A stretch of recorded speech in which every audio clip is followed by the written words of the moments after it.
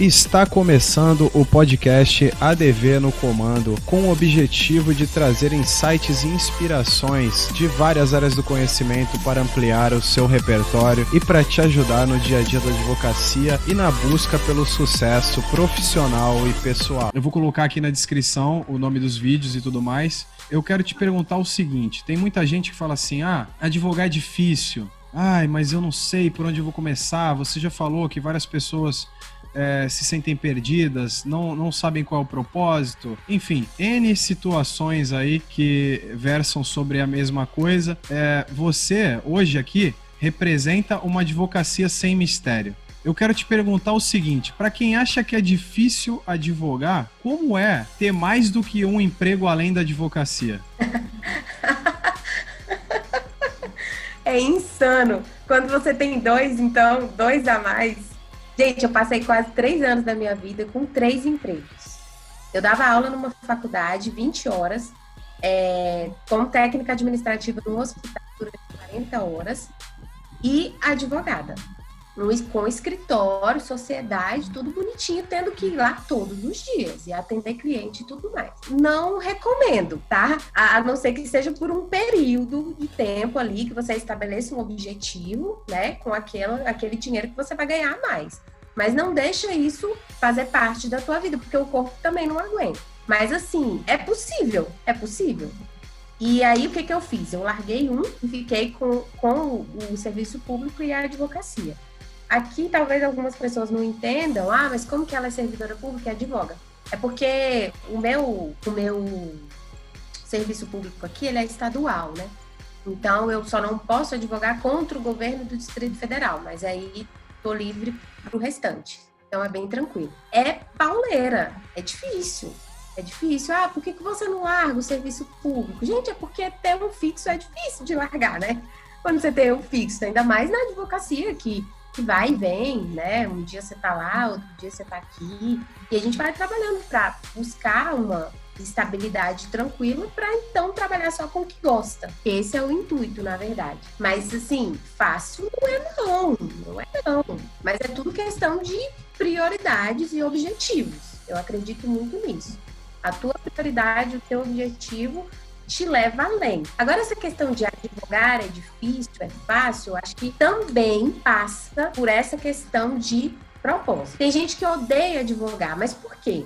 Porque ele sempre foca no burocrático, no instrumental ali, no peticionar, que eu não gosto, no buscar teses, porque é realmente uma atividade muito intelectual, ela te suga intelectualmente falando, você tem que realmente, não dá para ser advogado mais ou menos, você tem que ir de cabeça mesmo para o negócio fluir, para dar certo. Mas ao mesmo tempo, tem gente que gosta disso. Ao mesmo tempo, quando você começa a advogar, num primeiro momento não, porque quando você começa sozinho, você tem que fazer de tudo.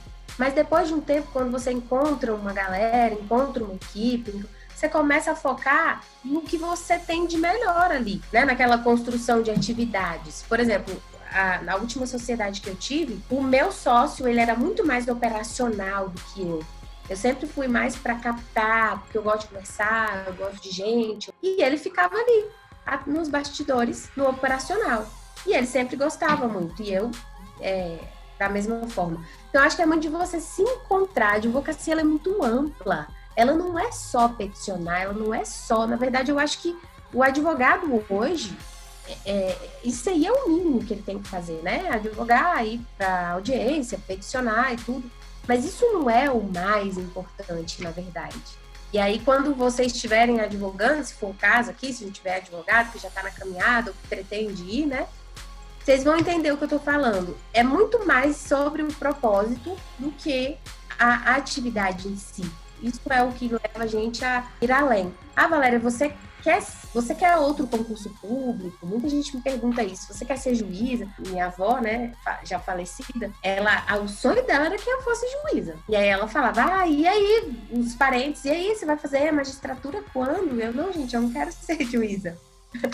Mas vai ser legal, porque, nossa, imagina, uma juíza na família. Não, gente, eu quero ser advogada.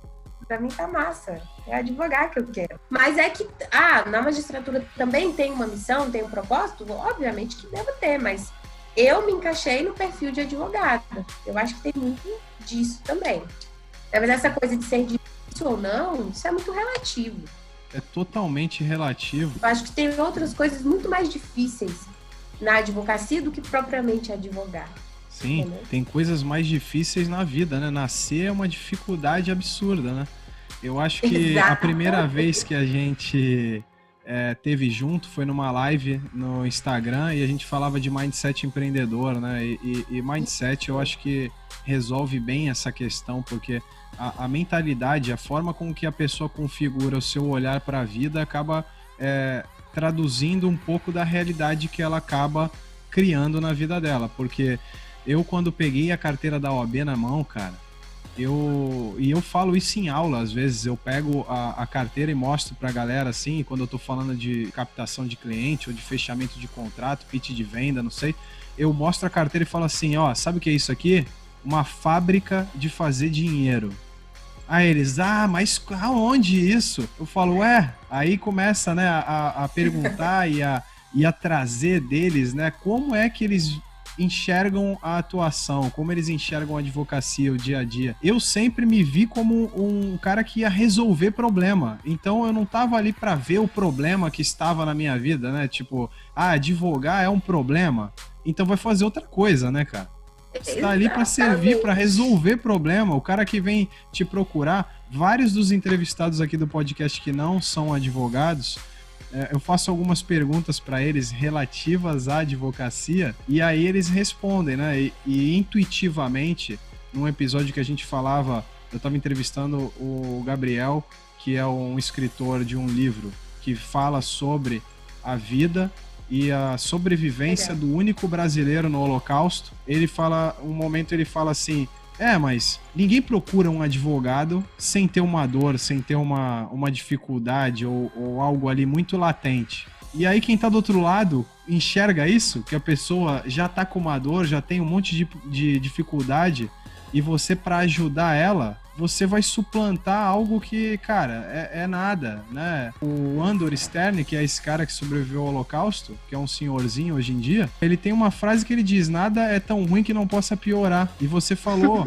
do filme e de todas essas coisas que mostram pra gente quanto que a gente tá bem de vida. O cara que é formado em direito, que tem uma OAB na mão, ele nunca tá desempregado, porque ele é advogado, ele tá investido como um advogado, né? É só se posicionar e dizer pro mundo todo que, olha, eu aqui, eu sou advogado e resolvo X tal problema. Conta comigo. E começa a servir. Isso vai trazer prosperidade, porque a roda da abundância é isso, é dar e receber. Você não vai ficar só servindo e também não vai ficar só recebendo a vida inteira. Isso é escasso. Exatamente. Você falando aí, Ale, essa questão do você ter em mente que você tá ali, enquanto advogado, o seu papel é resolver o problema, não é piorar ele, sabe? Chega pra você, ele te traz o problema. Se você sentar e falar, nossa, não vou conseguir resolver isso, ai, que saco, sério, isso de novo, você não vai ajudar em muita coisa. Então, é a questão da mudança de mentalidade mesmo. Por que eu tô falando isso? Às vezes o pessoal deve estar pensando que tá ouvindo isso aqui, não sei como é que foi a vida da Valéria, talvez para ela tenha sido mais fácil, porque muitas vezes a gente se esconde atrás disso, né? Porque de repente para fulana é mais fácil, porque ela teve oportunidades diferentes das minhas e tudo mais, e é para ela mais fácil de falar, mas na situação que eu tô, tá complicado e tudo mais. Gente, eu acho que é muito mais de criar oportunidade do que esperar ela chegar. E nunca foi tão fácil conseguir alcançar pessoas como está sendo agora para o advogado em tempos de marketing jurídico digital. Nunca foi tão fácil. Valéria, para você sempre foi assim? Cara, eu tô no marketing jurídico aí há 2 anos. Eu sou advogada há 9 anos. Quando eu comecei a advogar, nem PJE tinha. E eu que não me virasse para conseguir cliente, não para ver se eu ia conseguir. Então, assim, era muito mais difícil. Mas agora tem mais advogado. Não, quando a gente consegue, nesse movimento todo que eu falei aqui para vocês, nesse desenvolvimento pessoal aqui, quando você consegue entender o teu valor, você não tem concorrência. Exatamente. Mas, na verdade, não tem. Porque o mundo é gigante. Você falou aquela coisa de se encaixar num lugar. há alguns anos atrás, eu rodei o Brasil com um treinamento de alto impacto que eu falava justamente de motivação e eu dizia para as pessoas, olha, o seu lugar no mundo existe. Ninguém vai conseguir ocupar exatamente o seu lugar, né? Porque o perfil da Val tem lá a sua levada, tem o seu jeitinho, né? Tem o seu perfume ali. A pegada, a energia da outra pessoa é de outro jeito. A fala, a forma, é tudo diferente. Então, você se colocar a servir e ocupar esse lugarzinho da tua engrenagem, isso não concorre nem tira o lugar de ninguém. Exatamente. Né? Você só ocupa o seu lugar e começa a fazer o que tem que fazer. E, gente, isso não é conversa fiada. Isso é muito real. Isso é muito real, cara. E eu até me arrepio quando eu falo sobre isso. Porque, assim, além de tudo que eu tô falando aqui, tudo que eu falo para as pessoas, eu fazia completamente o contrário. Eu comecei como uma jovem advogada que acreditava que não teve oportunidade como colega, que era de uma família muito pobre, que nunca ia conseguir prosperar, que tá difícil, eu não consigo captar, e roda para um lado e roda para o outro, e se sentindo uma derrotada mesmo. Enfim, eu até falo para as pessoas, se vocês me conhecessem alguns anos atrás, vocês falariam, não é a mesma pessoa. Eu era muito tímida, muito introvertida, sorrir para mim era muito difícil, eu não me conhecia bem, sabe? Enfim, era toda sequelada, tadinha. Mas aí, felizmente, isso aconteceu comigo.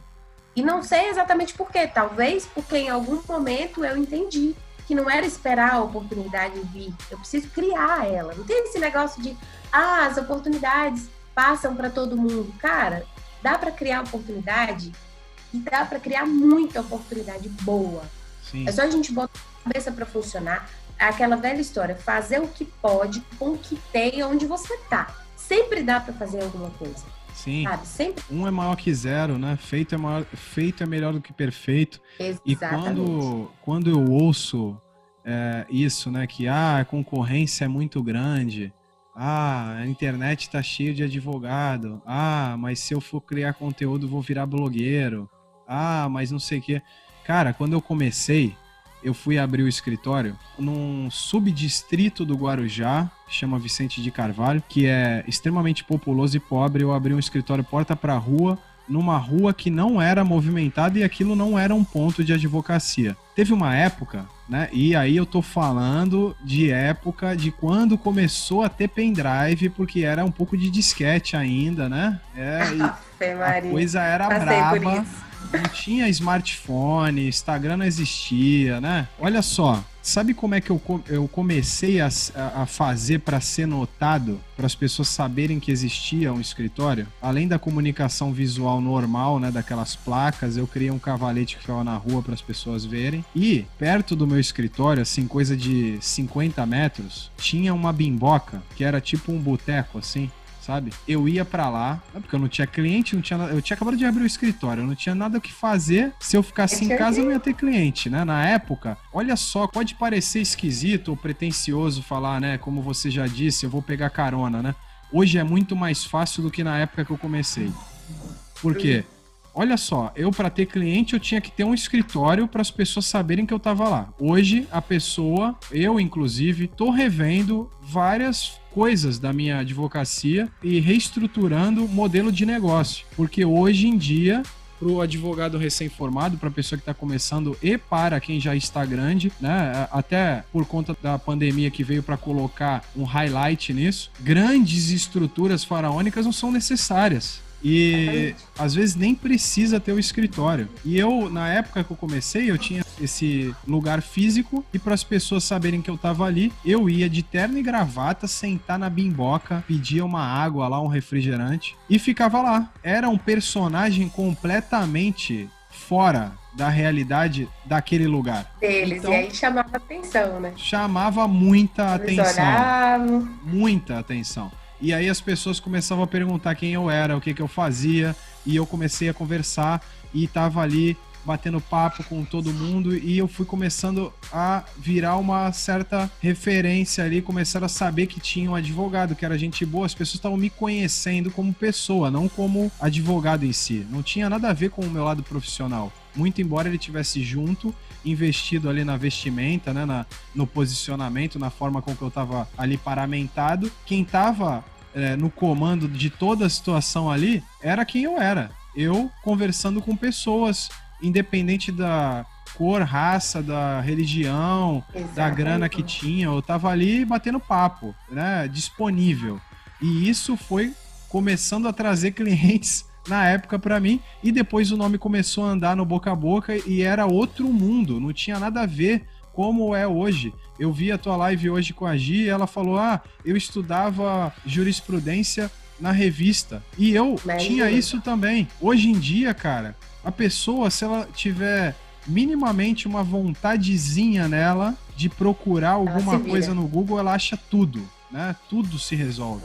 A facilidade é outra, o alcance é absurdo. E eu tô vendo você falar aí, eu não sei se nesse momento que você teve a ideia de ir lá pra Bimboquinha lá, sentar lá, vestir, bem vestido e tudo, não sei se você tinha lido as 16 leis do triunfo de Napoleão Hill nessa época, mas você fez exatamente o que ele fez, quando da primeira falência dele lá, né? Ele tava completamente sem dinheiro, sem perspectiva nenhuma, e aí ele falou assim, bom, vou pro jogo, né? Colocou a melhor roupa, quebrado total, colocou a melhor roupa, ele não tinha dinheiro nem pra comprar um café. Mas aí ele ia pra uma cafeteria que era muito bem frequentada, muito movimentada no lugar, sentava lá, pedia uma água e ficava lá tomando a água dele, observando, e as pessoas olhavam aquele homem bem vestido e falavam, ué, o que esse cara tá fazendo aqui? O que ele quer aqui? Né? Enfim. E aí entravam em contato com ele, começavam a conversar, e ele ia falando dos objetivos dele. Ele tinha um livro que ele queria publicar e tudo mais. E foi a partir disso que deram oportunidade para ele. Então, ele fez exatamente o que você fez, ou você fez exatamente o que ele fez. De buscar, de criar oportunidade. Ainda que não necessariamente você soubesse que isso ia dar resultado ou não. Quando você perguntou, eu fui pensar, porque eu tomei contato, né, e conhecimento com a obra do Napoleão Hill num determinado momento da minha vida, que já era mais avançado, já era depois de eu ter aberto o meu escritório. Então, na época, eu nem sabia que Napoleão Hill existia. Mas, intuitivamente, eu sabia que eu precisava me responsabilizar pela minha realidade e só eu podia fazer alguma coisa que ia mudar aquilo. E se eu quisesse ter cliente, eu precisava fazer alguma coisa, eu precisava me expor, eu precisava me colocar. E aí eu fui fazendo também, como você disse, intuitivamente, algumas coisas que me levaram a chegar nesse ponto.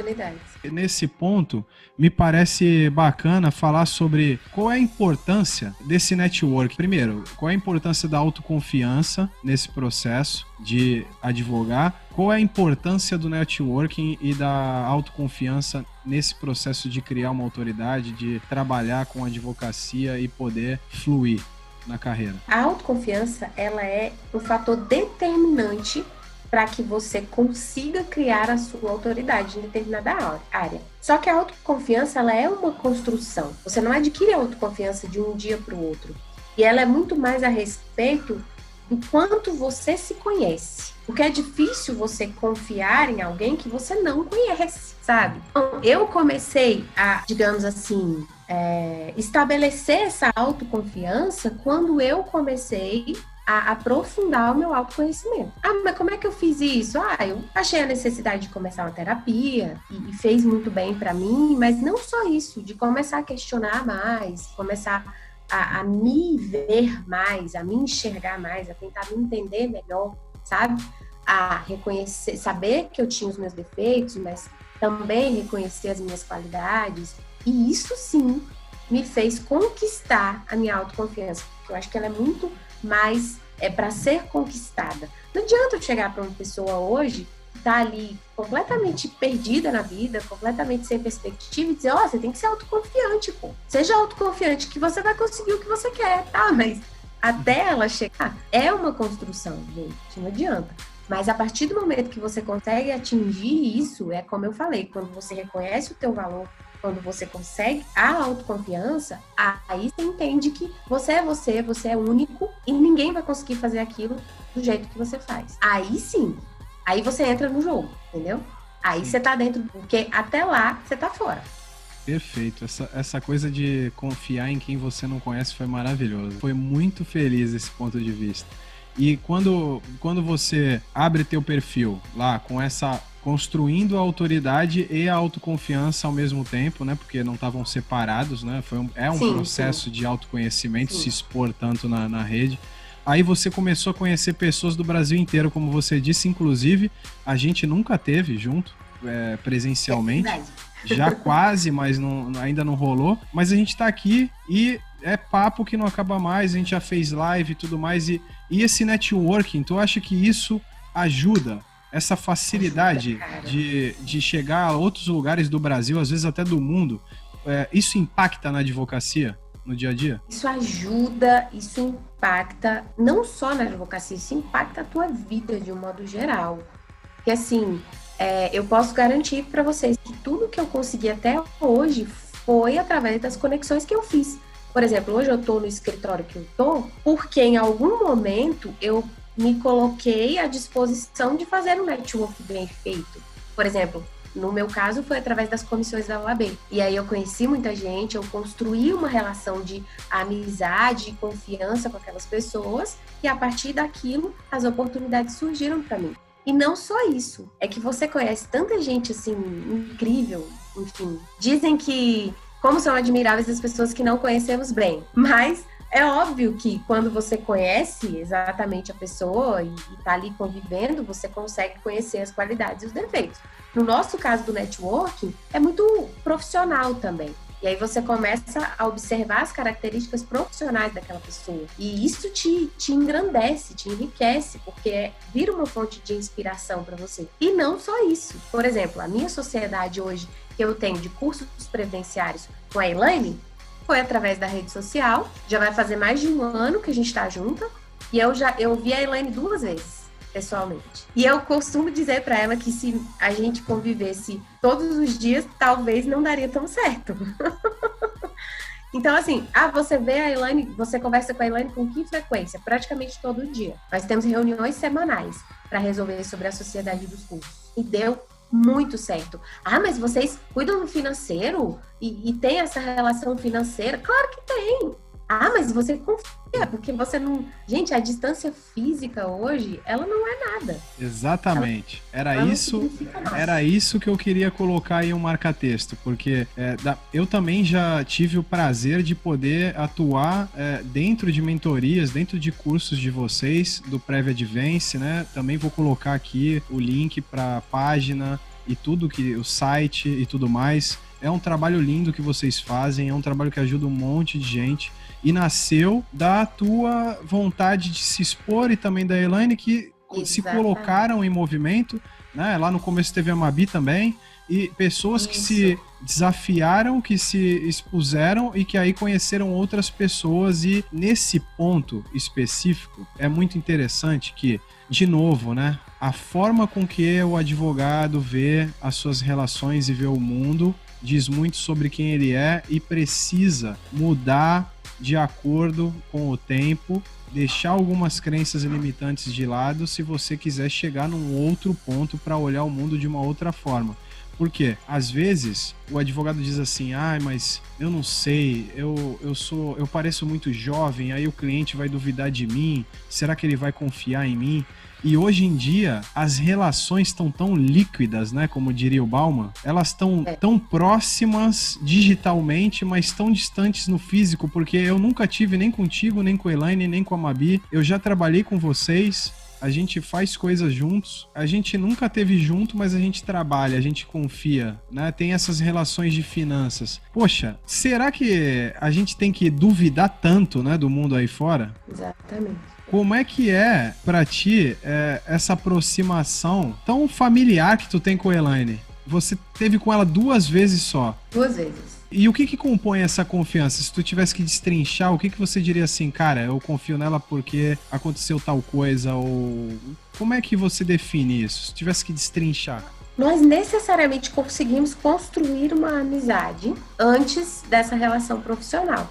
Porque a gente já se conhecia do Instagram, já fez live, já trocou ideia, já conversou via direct, já fez chamada de vídeo. E assim, a gente começou testando aos poucos, em projetos menores.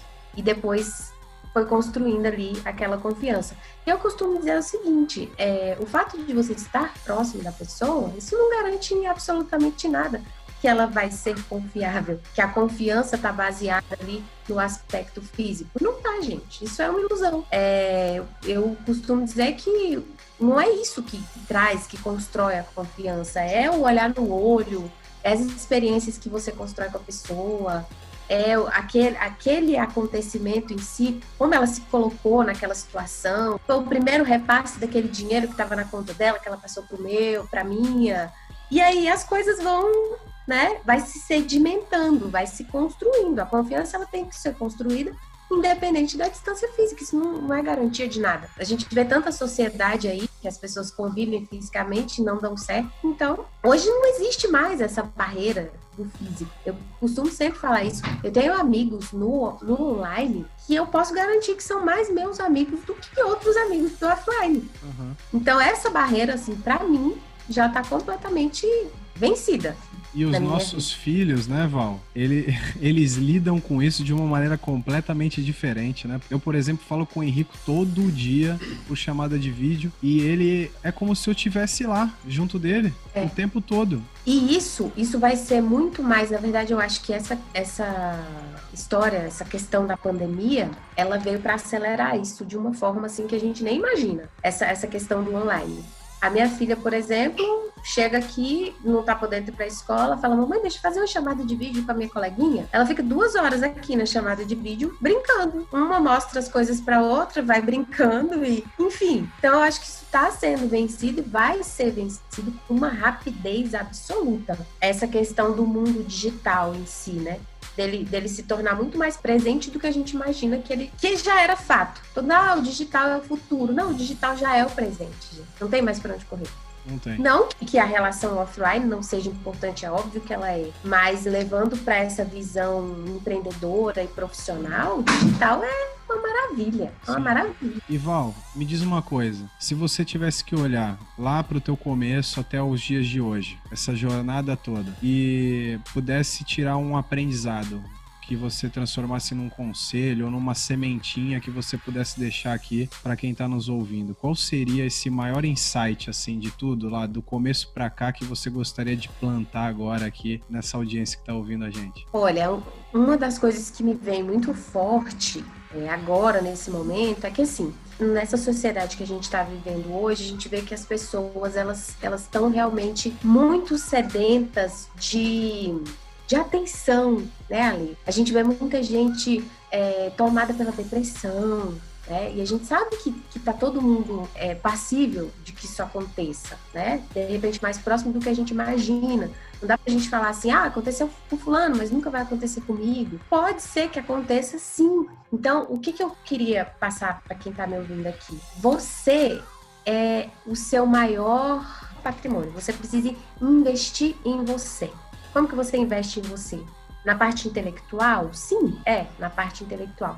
Mas é muito na parte emocional também. Se eu pudesse dar um conselho para vocês hoje, e principalmente para quem vai encarar a rede social, viu? Não se enganem. A rede social, quando você entra na rede social, a primeira coisa que você faz é começar a se comparar com todo mundo que você vê. Isso mexe muito com você.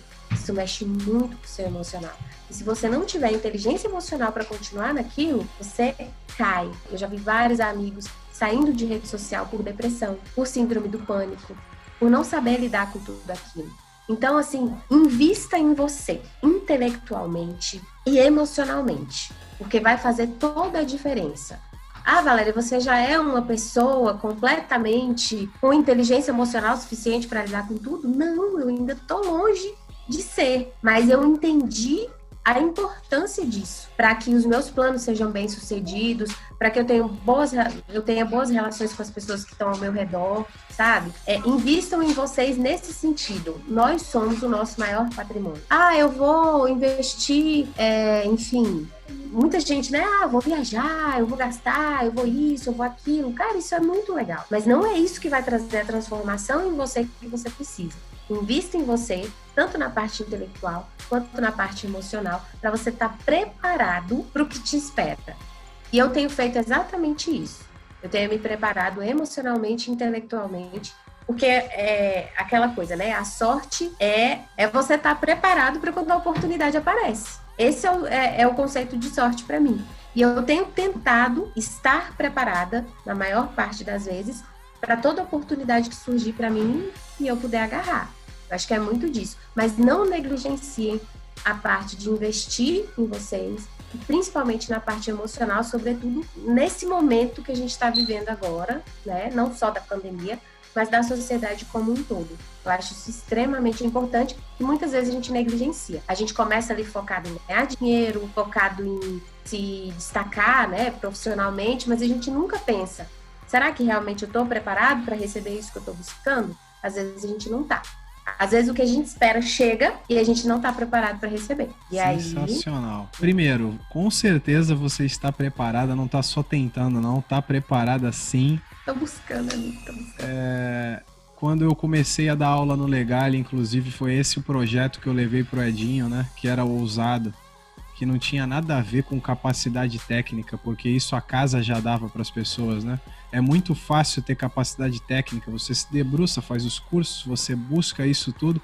Agora, muitas vezes o que rouba o sucesso profissional do advogado é justamente a parte emocional e não conseguir lidar a maioria das vezes, com as coisas que estão acontecendo o tempo inteiro, seja na audiência, com o cliente, com o colega, e reagir de forma exagerada ou reagir mal às situações, né? Isso rouba tempo, dinheiro, sucesso, rouba a vida e com certeza esse foi um grande insight que tu trouxe aqui. Eu tô muito contente de ter te recebido aqui. Eu espero que você volte em outros episódios, porque eu tinha uma série de perguntas aqui, mas a coisa flui de uma maneira tão bacana que às vezes o script, o roteiro vai ficando para trás, a gente nem usa. Então, gratidão por estar aqui com a gente. E eu queria que você dissesse pro pessoal como é que eles te acham, né? Nas redes ou site, enfim. Fala aí pro pessoal como é que eles podem entrar em contato contigo. Ale, eu que quero agradecer. Para mim foi uma grata surpresa. Na verdade, eu entrei falando, e aí, a gente vai falar sobre o quê, né?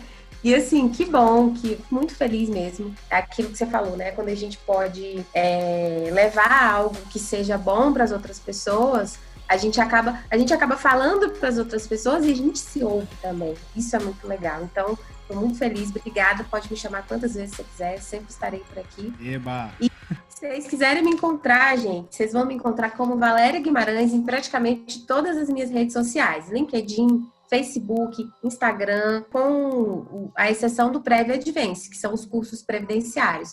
E aí vocês podem acessar lá www.previoadvance, advance.com.br, tá? Vão encontrar a minha sócia lá, a Elaine, que no Instagram é Missão Advogada, gente boa pra caramba também. E é isso, que precisarem, só entrar em contato e a gente tá aí sempre à disposição.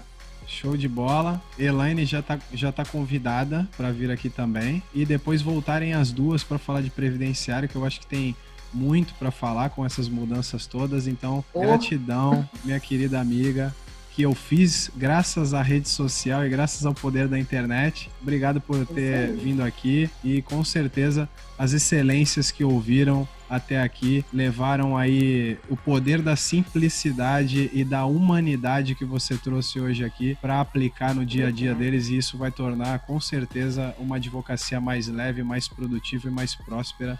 Eu não tenho dúvida disso. Gratidão. Obrigada, eu que agradeço, viu? Um beijo para vocês, até mais.